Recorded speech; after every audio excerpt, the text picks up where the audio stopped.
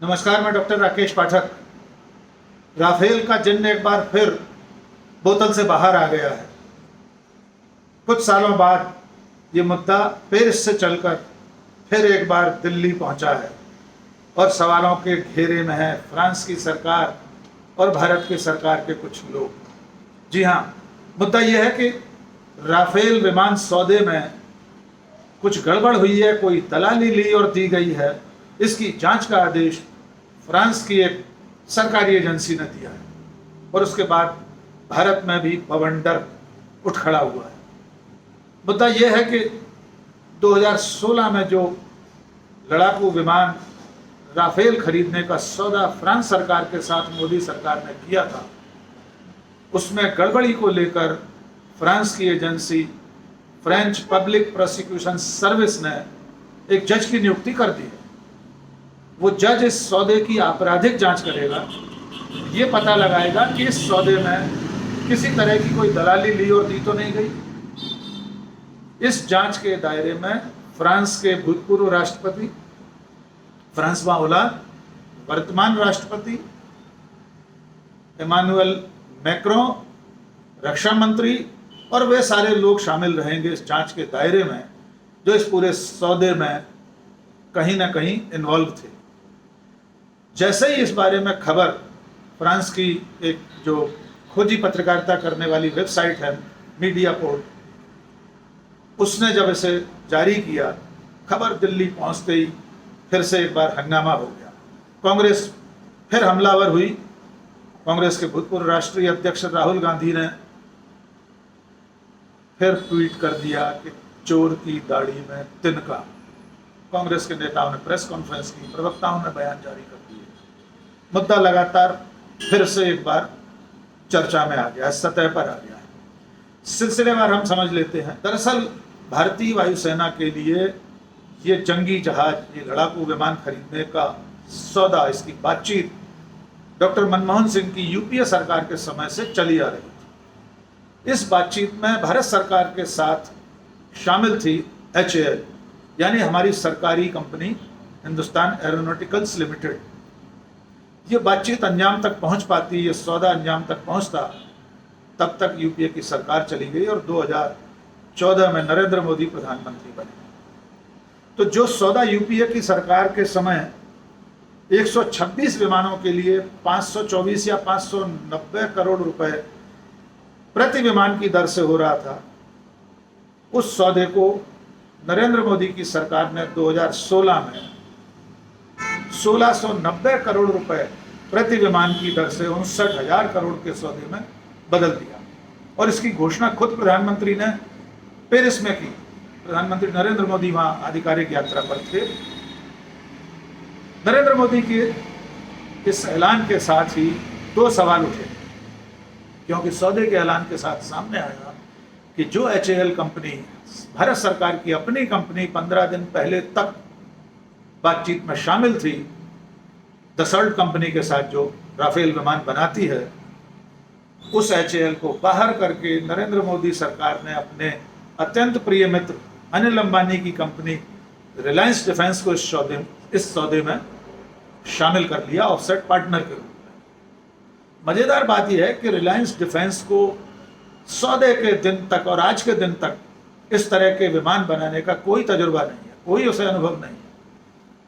फिर भी नरेंद्र मोदी के कहने से इस सौदे में रिलायंस डिफेंस को ऑफसेट पार्टनर बना लिया गया। बाद में फ्रांसीसी राष्ट्रपति फ्रांसवा ओलांद ने एक इंटरव्यू में कहा भी था कि हमारे पास कोई चारा नहीं था। रिलायंस डिफेंस का नाम भारत सरकार ने, मोदी सरकार ने सुझाया था, दूसरा कोई विकल्प नहीं था, इसलिए उसे तो शामिल होना ही था। इसमें एक कहानी और एक उपकथा और है। दो बातें तो बड़ी स्पष्ट हैं कि HAL को हटाकर रिलायंस डिफेंस को ऑफसेट पार्टनर बनाया गया।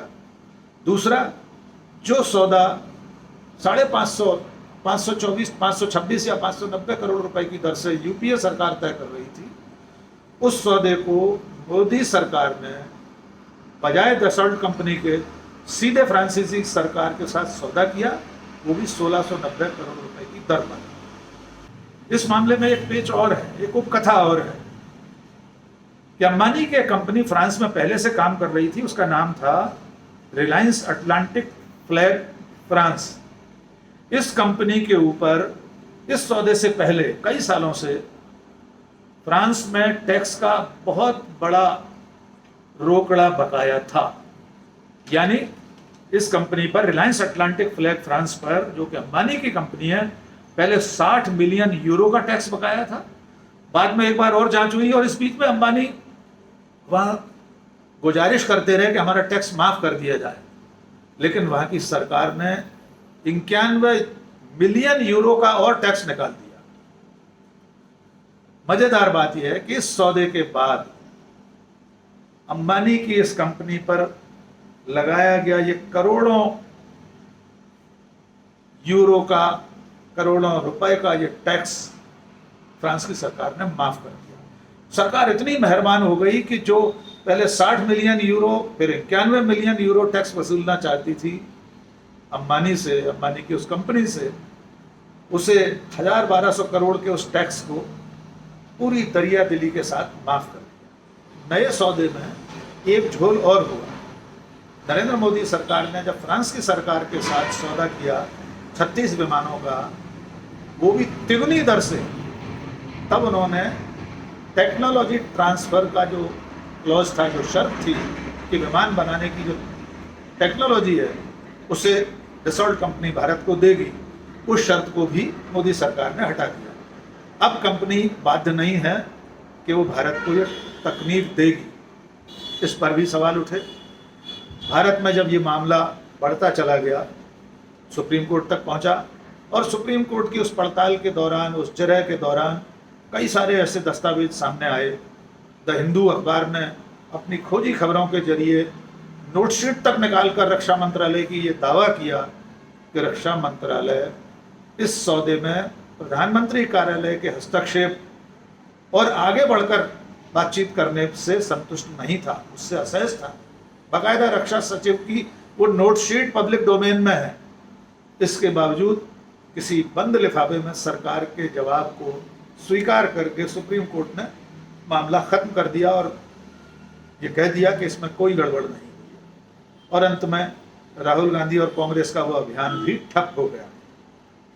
अब अचानक फ्रांस की ही सरकार की एक एजेंसी के जांच के आदेश के बाद राफेल का जन्म बोतल से बाहर आ गया है, और इसकी जद में भारत के लोग, भारत के अधिकारी, भारत के नेता भी आ सकते हैं भविष्य में, अगर ये जांच दूध का दूध और पानी का पानी करने की नीयत से हुई। देखना होगा ये जांच कब तक सिरे पर पहुंचती है, क्योंकि फ्रांस के राष्ट्रपति फ्रांस में औलाद के साथ प्रधानमंत्री नरेंद्र मोदी के जो रिश्ते थे उसकी गवाही ये तस्वीरें दे रही हैं कि जब औलाद भारत आए थे तो जिस गर्मजोशी से नरेंद्र मोदी ने उन्हें आगे से और पीछे से आलिंगनबद्ध किया था, लेकिन ये रिश्ता भारत सरकार के खजाने पर कहीं भारी पड़ गया। क्या ये सौदा सचमुच 3 गुनी कीमत पर होने लायक था, ये अभी तय होना बाकी है। और इसका एक ही तरीका है जिसकी मांग तमाम सारे लोग कर रहे हैं, कांग्रेस के लोग कर रहे हैं, राहुल गांधी कर रहे हैं, कि इस पूरे सौदे की जांच जेपीसी से होना चाहिए। संयुक्त संसदीय समिति, ज्वाइंट पार्लियामेंट्री कमेटी इसकी जांच करे। देश के इतिहास में तमाम ऐसे मुद्दे आर्थिक अनियमितताओं से जुड़े हुए और अन्य प्रकरणों में जिनकी जांच जेपीसी ने की है, तो राफेल सौदे में ऐसा क्या है कि इसकी जांच जेपीसी से नहीं कराई जा सकती। एक बार साफ हो जाने दीजिए, दूध का दूध पानी का पानी हो जाने दीजिए, हमेशा के लिए ये जन्म बोतल में वापस चला जाएगा। आखिर में बस एक गुजारिश कि अगर आपने अब तक हमारा चैनल सब्सक्राइब नहीं किया है तो सब्सक्राइब कर लीजिए, लाइक कीजिए, कमेंट कीजिए, अपने दोस्तों के साथ साझा कीजिए। आज बस इतना ही। बहुत बहुत शुक्रिया। जय हिंद।